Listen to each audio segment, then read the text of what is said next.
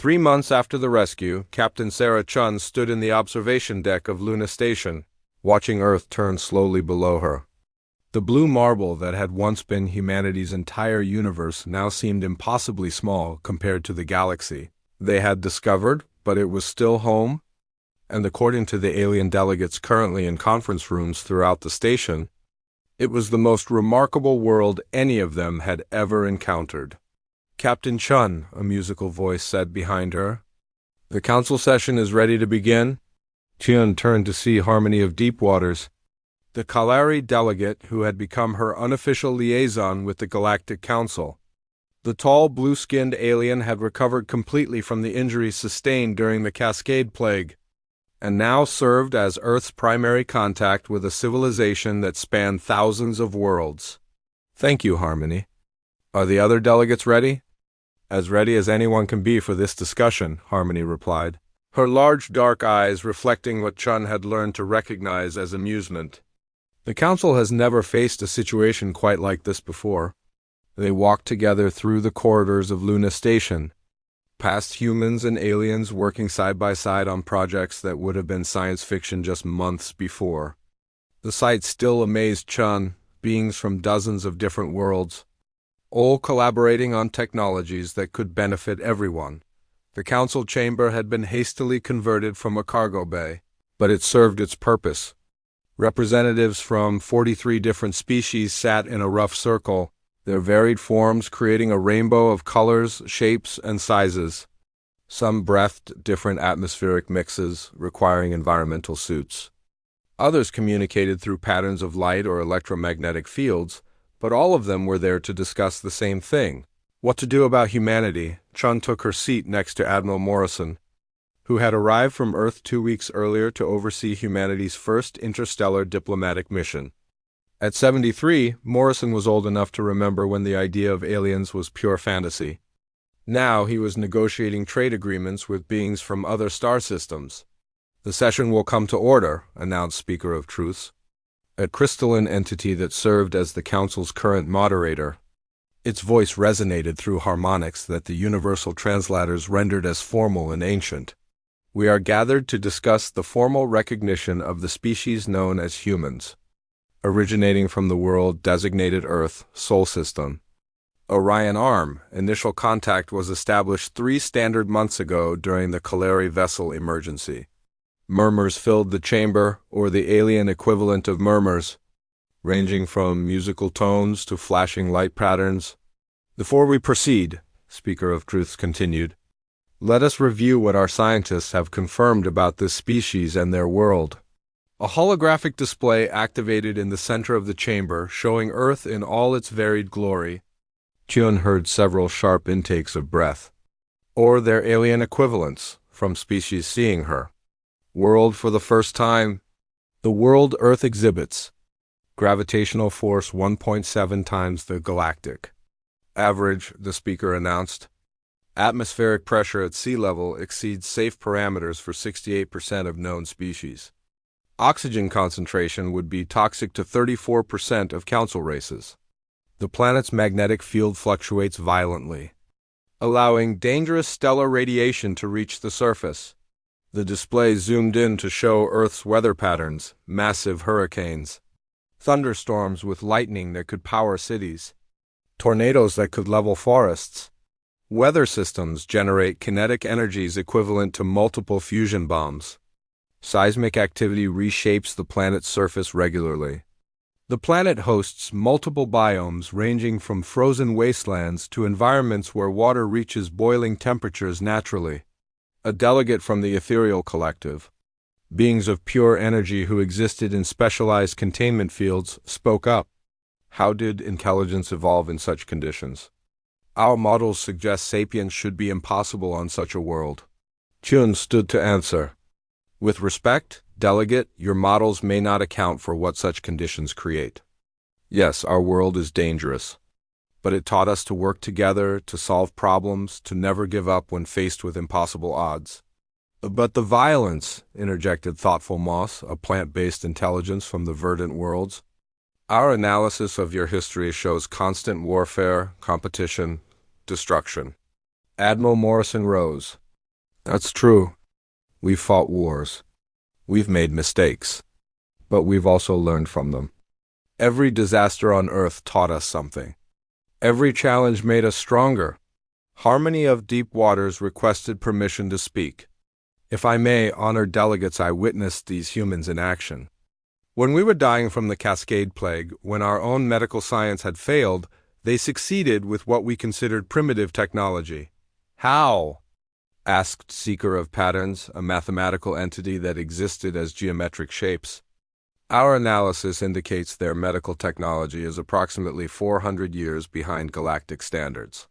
Dr. Patel, now Earth's chief xenobiologist, stood to answer. Because we approach problems differently. Your species have advanced medical technology designed for your specific biology. But humans evolved to survive anything Earth could throw at us. Our medicine is designed to work against unknown threats. The Cascade Plague was unknown to us, Harmony confirmed. It attacked our cellular structure in ways our medicine couldn't counter. But human medicine doesn't. Target specific cellular structures, it boosts the body's natural defenses and lets biology solve the problem. Crude, but effective, acknowledged a delegate from the Precise Thinkers. Silicon-based beings who valued efficiency above all else. There's more, Admiral Morrison continued. When your ship was dying, when you had given up hope, humans traveled 47 light years to help complete strangers. Not for profit, not for territory, but because it was the right thing to do. The chamber fell silent. Chun could see delegates exchanging communications in their various forms, light patterns, electromagnetic pulses, chemical releases. Finally, Ancient Memory spoke. The eldest delegate present, from a species that had been part of the Council for over 10,000 years, carried enormous influence in these discussions.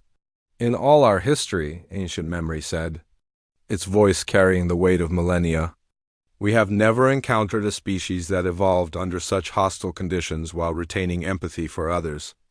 Most Deathworld species become purely predatory.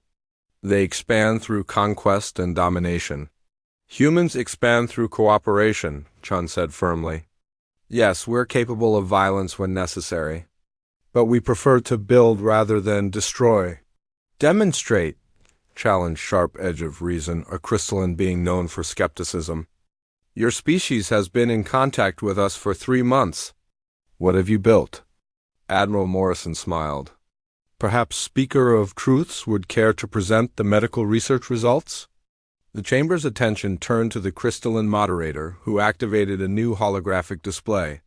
Human medical techniques adapted for galactic species have shown remarkable results. The Kalari Cascade Plague has been completely eliminated. Treatment protocols developed by Dr. Patel have proven effective against 7 other previously incurable diseases.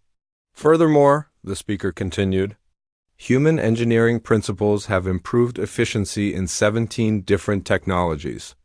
Their approach to problem-solving has yielded innovations our scientists had not considered. Harmony spoke again. But this is not why we should welcome them to the Council. We should welcome them because of what they represent. Explain, requested Ancient Memory. For 10,000 years, we have been a civilization of specialists. The Kalari excel at biotechnology. The Precise Thinkers master mathematics. The ethereal collective understands energy manipulation. Each species contributes what it does best. Chun began to understand where this was leading. Humans, Harmony continued, are not specialists. They are generalists. They adapt. They survive. They find solutions when specialists have exhausted their options. And most importantly, they help others even when there is no benefit to themselves. You propose they serve as ... asked thoughtful Moss. Emergency responders for the galaxy, Ancient Memory said, understanding filling its ancient voice. When other species face extinction events, natural disasters, or problems beyond their specialization, humans could provide assistance. Admiral Morrison nodded. We'd be honored to serve in that capacity. But we'd want it to be a partnership, not just humans solving everyone else's problems. Of course, Speaker of Truths agreed. Humans would gain access to galactic technology, trade networks, and scientific knowledge. In return, they would provide what they do uniquely well: adaptation, innovation, and assistance in crisis situations. The debate continued for hours, but Chen could sense the momentum building. One by one, delegates spoke in favor of humanity's inclusion in the Galactic Council, not as conquerors from a death world, but as helpers who could be counted on when everything else failed. When the final vote was taken, it was unanimous. The species known as humans is hereby welcomed into the Galactic Council, Speaker of Truths announced. They will serve as crisis response specialists, with full voting rights and access to council resources. The chamber erupted in celebration, musical tones, light displays, and electromagnetic bursts that the universal translator see. The fourth and final jump brought the UES resilience to the edge of a system that defied every expectation Captain Chun had formed during their 3-day journey. Instead of the single alien vessel they had anticipated, her tactical display showed a massive structure that dwarfed anything humanity had ever built. "Sweet Jesus," whispered Lieutenant Zhao, his voice barely audible on the bridge. "Captain, are you seeing this?" Chun stared at the main screen, her coffee cup forgotten in her hands. The alien vessel, if it could even be called a vessel, stretched for nearly 50 kilometers in length. Its design was organic, flowing, like someone had convinced a mountain to grow in the shape of a ship. Crystalline spires jutted from its hull, some dark and broken, others still pulsing with faint light. "Commander Torres, get me a full sensor sweep. I want to know everything: life signs, structural integrity, power sources, weapon systems." "Already on it, Captain," Torres replied, his fingers dancing across his console, reading massive structural damage throughout the vessel. Hull breaches in at least 40 locations. Internal atmosphere is venting from multiple decks. Dr. Patel's voice came through the cum from the medical bay. "Captain, I'm reading life signs. Thousands of them. But they're weak. Whatever species this is, they're dying." Xion felt the familiar weight of command settle on her shoulders. She'd made the decision to come here, and now 43 human lives depended on her next choice. "Mr. Johnson, any sign of hostile activity? Weapons, other ships?" "Negative, Captain. I'm reading debris fields consistent with a major battle, but nothing active. Whatever attacked this ship is long gone. Distance to target? 200,000 kilometers and closing." Zhao reported. Chun studied the tactical display, noting the enormous scale of the alien ship. Up close, she could see smaller craft attached to its hull, rescue pods, perhaps, or escape vehicles that had never launched. "Zhao, any response to our hails?" "Still broadcasting on all frequencies, Captain. But I'm not getting any direct response. The distress signal is still active, but it appears to be automated." A new voice joined the bridge chatter, Chief Martinez from Engineering. "Captain, I'm reading some interesting power signatures from that ship. Their energy systems are unlike anything in our databases, but some of the principles look familiar. I think I might be able to interface with their systems if we get close enough." "Define close enough." "Physical contact, ma'am?" "Docking or boarding?" Xion felt her stomach tighten. Boarding an alien vessel was so far outside normal protocols that there weren't even regulations covering it. But people were dying over there, and the resilience was their only hope. "Dr. Patel, what would you need for an emergency medical intervention?" "Mobile medical units, broad-spectrum life support equipment, and probably some divine intervention," came the doctor's dry response. "Captain, I have no idea what we'll find over there. Their biology could be silicon-based, methane-breathing, or something we haven't even theorized yet. But you're willing to try?" A pause then. "Yes, Captain. I'm willing to try." Chun made her decision. "All right, people. We're going to dock with that ship. Mr. Johnson, I want security teams ready but non-threatening. We're here to help, not invade. Dr. Patel, prepare your medical team for immediate deployment. Chief Martinez, figure out how to talk to their computers." "Captain," Torres said quietly, "there's something else. I'm reading massive energy buildups in several sections of the alien ship. If I didn't know better, I'd say they were preparing to self-destruct." The bridge fell silent except for the hum of life support systems. Jun stared at the alien vessel on her screen, imagining thousands of beings choosing death rather than slow suffocation. How long do we have? Difficult to say without knowing their technology. Could be hours, could be minutes. Then we move fast. Zhao, bring us in. Find the least damaged docking port you can. Aye, Captain. As the Resilience approached the alien vessel, details became clearer on the main screen. The ship's hull was a mixture of organic curves and technological surfaces, as if someone had encouraged metal and flesh to grow together. The damage was extensive. Massive tears in the hull revealed interior spaces filled with a thick orange atmosphere. I found what appears to be a docking bay, Zhao reported. It's partially damaged, but the structure looks intact. Take us in. The docking procedure took 20 tense minutes. The alien vessel's docking mechanism was completely unlike human technology, requiring Martinez to improvise connection protocols on the spot. But finally, the satisfying thunk of physical contact echoed through both ships. Dock secure, Torres announced. Reading atmosphere on the other side of the airlock. Oxygen-nitrogen mix, though the ratios are different from Earth normal. Jun stood, straightening her uniform. Dr. Patel, Security Chief Johnson, you're with me. Commander Torres, you have the bridge. If anything goes wrong, get our people out and jump back to human space. Understood, Captain. Good luck. The airlock cycled through its sequence, and Xian found herself looking at an alien ship's interior for the first time in human history. The corridors were wider than human standard, with gently curved walls that gave the impression of being inside a living creature. Emergency lighting cast everything in an orange glow. Air's breathable, Dr. Patel confirmed, checking her scanner. Elevated CO2 levels, but not dangerous for short-term exposure. They moved deeper into the ship, following Dr. Patel's medical scanner toward the strongest concentration of life signs. The corridor walls were covered with symbols that seemed to shift and flow in the orange light. But Sheen had no time to study them properly. Captain, Johnson said, his voice tight with concern. We're not alone here. Jun turned to see what had caught his attention. Moving toward them down the corridor was a figure that made her breath catch in her throat. It stood nearly 3 meters tall, with 4 arms ending in delicate finger-like appendages. Its skin was a pale blue, almost translucent and large. Dark eyes dominated a face that was startlingly expressive, the being moved with obvious pain. One arm hanging uselessly at its side, dark fluid, blood, staining its simple clothing.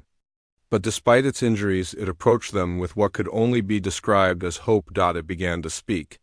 Its voice a musical series of tones and harmonics that somehow conveyed meaning despite being completely alien. Dr. Patel's universal translator chimed to life, providing a rough interpretation.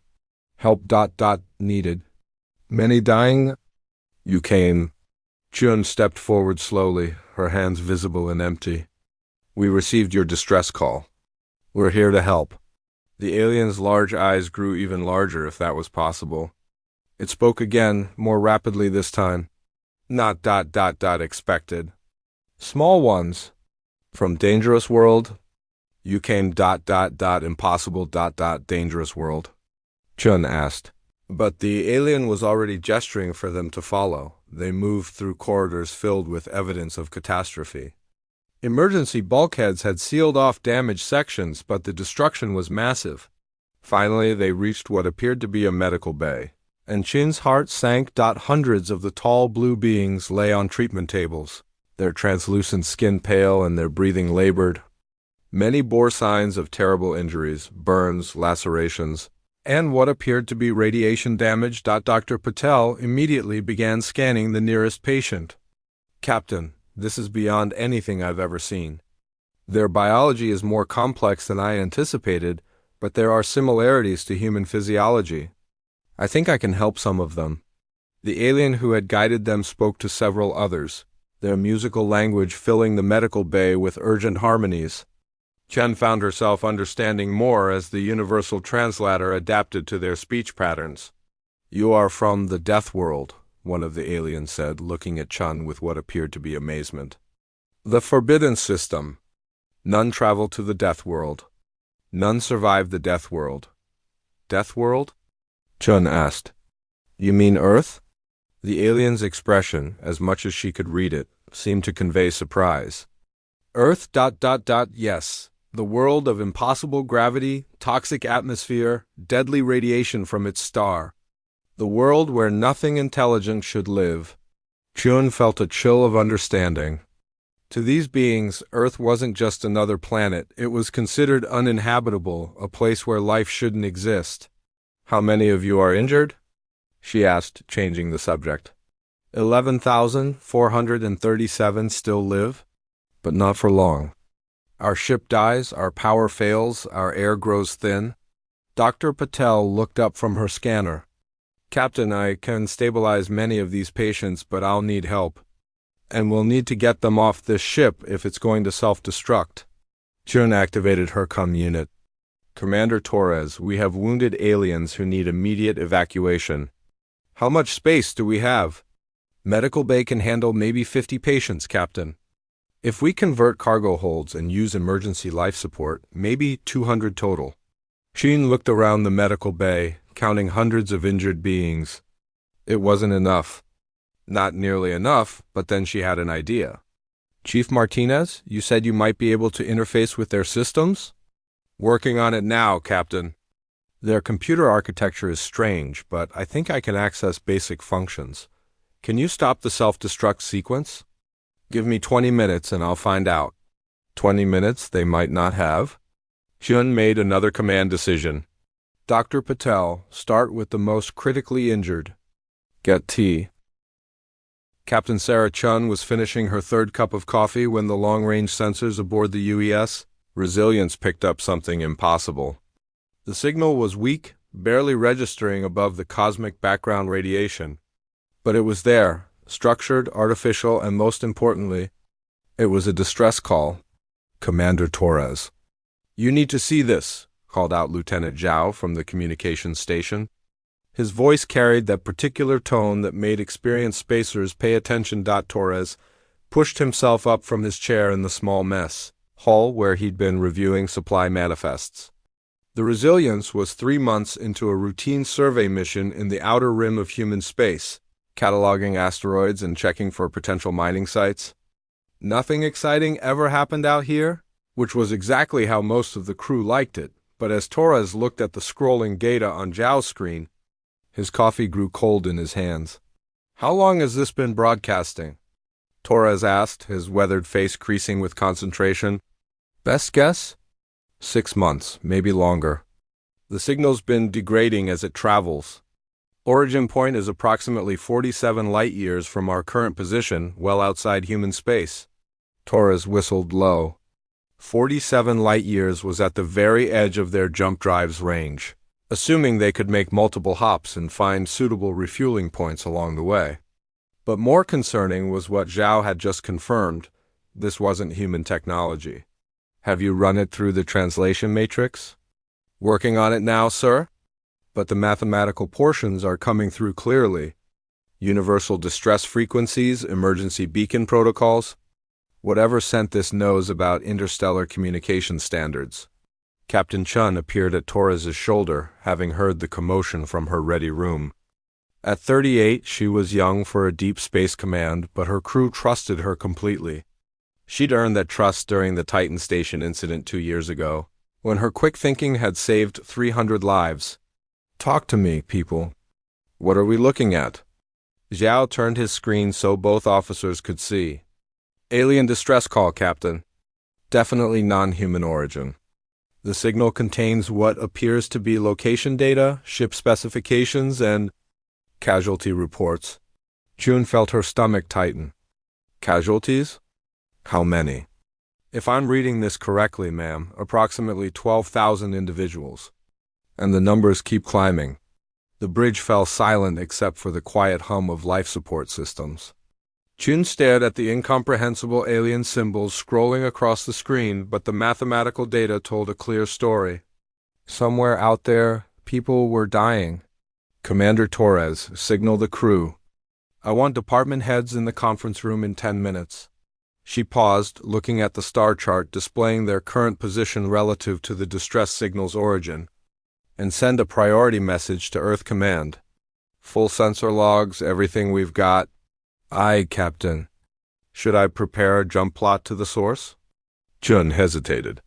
Regulations were clear about contact with alien species. First contact protocols required immediate notification of Earth Command and awaiting instructions.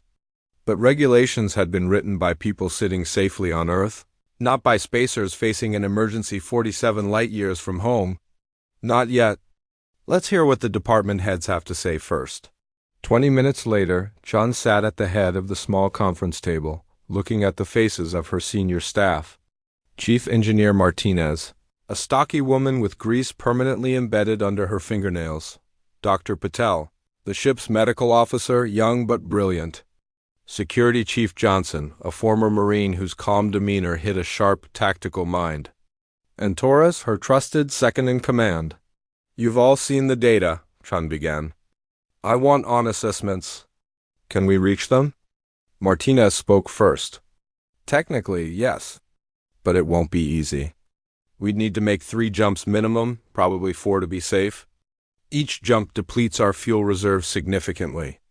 If we're going to make it there and back, we'll need to hope we can refuel at the destination or find suitable asteroids to mine along the way. Medical considerations? Chun asked, turning to Dr. Patel. Unknown, Captain. We have no idea what we'll find when we get there. The alien physiology could be completely incompatible with our medical knowledge. But if they're broadcasting casualty numbers, they understand the concept of medical emergency. That suggests some similarity to our biology. Johnson leaned forward. Security perspective, this could be a trap.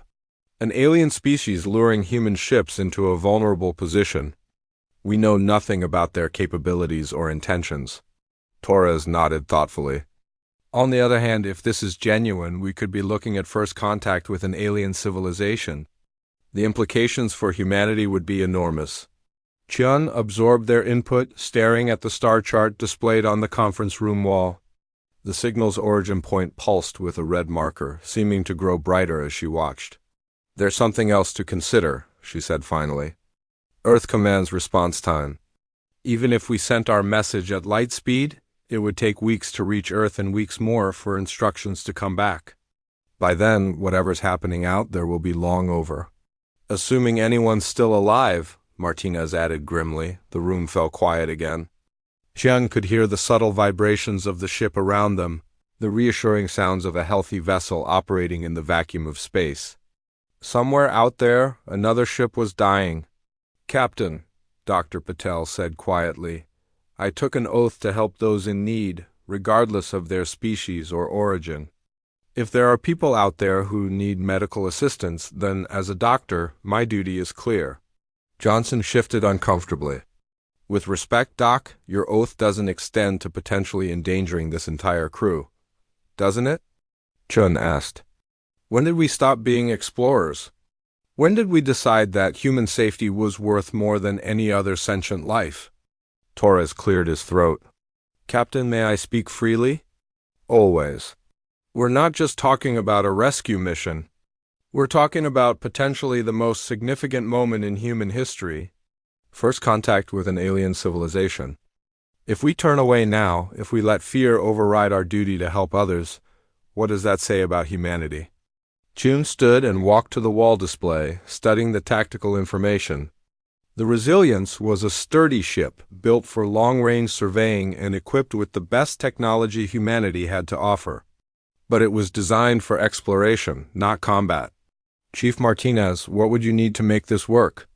Permission to push the engines beyond normal parameters. We'd be running hot, but we could make it. I'd also want to fabricate some backup components, just in case we run into mechanical problems.